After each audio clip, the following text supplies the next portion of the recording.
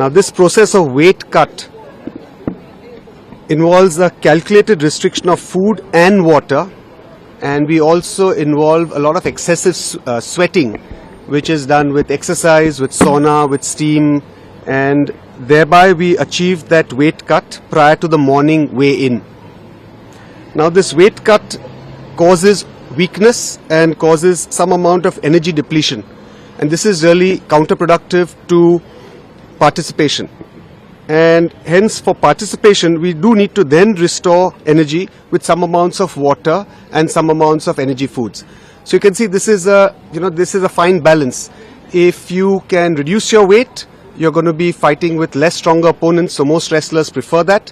But at the same time you have to have a strategy which you are going to be able to get back your energy with enough water depletion, with enough water restoration and food. Now this is typically calculated by the team with that wrestler. So Vinesh's nutritionist and team had calculated this to be about 1.5 kgs, and this is a team that's been working with her since many years, and she's extremely comfortable with that team, and this has actually worked with her in the past.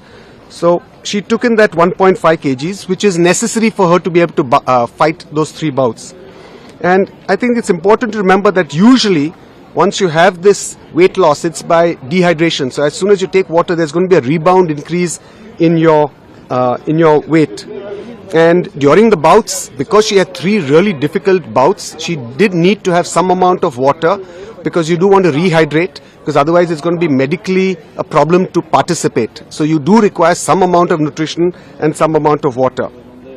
Now her post-participation weight at the end of the semi-finals in the evening was found to be 2.7 kilograms more than the allowed weight. And the team and the coach started off their usual process, which is of course limitation of water, no food, and you start off with the whole process of sweating it out.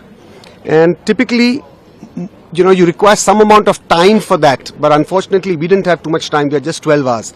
So the whole night, the entire team, went ahead with this whole process of trying to reduce her weight, putting her in a steam and sauna, making her exercise, and whatever was medically possible, we